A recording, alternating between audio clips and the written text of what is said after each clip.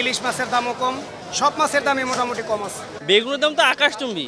যখন আমরা আসি এখন তো ক্যামেরা দেখে বলতেছেন 60 টাকা, যখন আসি তখন বললেন 80 টাকা 90 টাকা। এখন বাজারের সব কিছু দাম কম, যেরকম ধরেন কাঁচা বাজার এখন মনে করেন যে হাতের নাগালে।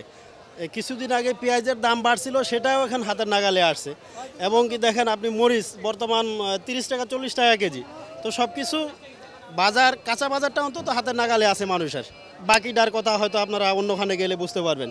মাছের দাম তো কম আছে ভাই, বাজারে কাস্টমার খুব কম, মাছের আমদানি আছে আল্লাহর মতো অনেক। ইলিশ মাছের দামও কম, সব মাছের দামই মোটামুটি কম আছে।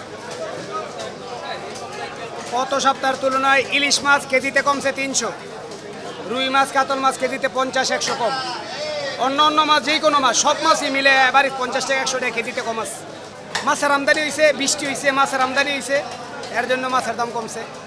কাঁচা বাজারের দামটা এখনকার মোটামুটি রিভিশনালে আছে, ঠিক আছে।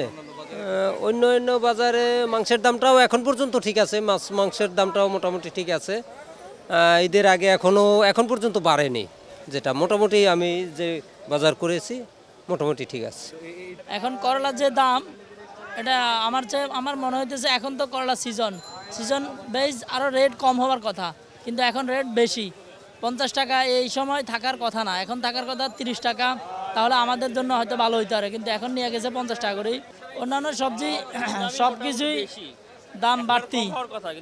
এই যে বরবটি দেখলাম, বরবটির দাম বেশি দেখতে নিতে পারে নাই, 70 টাকা 60 টাকা, মানে রেটের কোনো দোকান বেজে রেটে অ্যাকুরেট নাই, এক এক দোকানে এক এক রেট। বরবটির দাম বলতেছে 80 টাকা 90 টাকা, এখানে 80-90 টাকা হওয়ার কোনো প্রশ্নই আসে না, কিন্তু সেখানে 80-90 টাকা করে নিচ্ছে।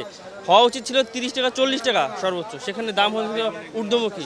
বেগুনের দাম তো আকাশচুম্বী, 80 টাকা 90 টাকার উপরে বেগুনের দাম বলতেছে, সেটা সব আকাশচুম্বী।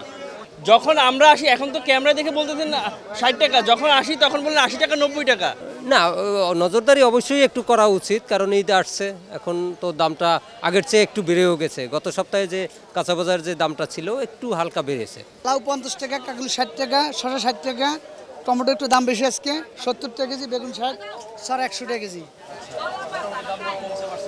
কমছে যদি বৃষ্টি আসে, একটু কম আবহাওয়ার কারণে অবস্থা।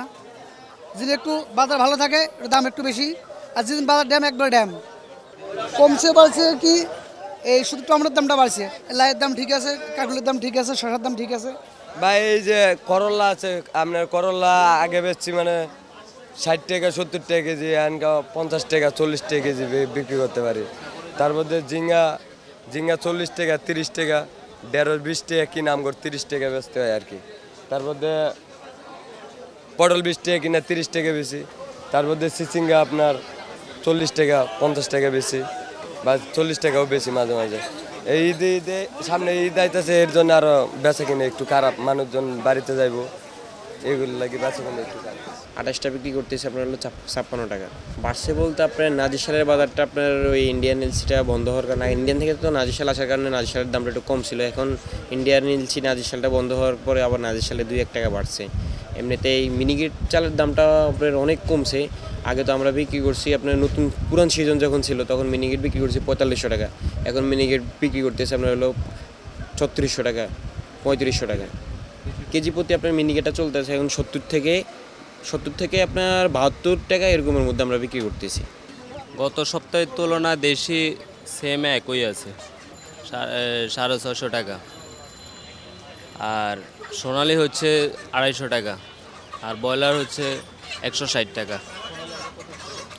সোনালি আগে ছিল 260-70, এই সপ্তাহ না 180 ছিল না, ওটা ছিল ব্রয়লার। এখন ব্রয়লার হচ্ছে আপনার 160 টাকা, 260-70 টাকা ছিল গত সপ্তাহ, এই সপ্তাহ 250 টাকা।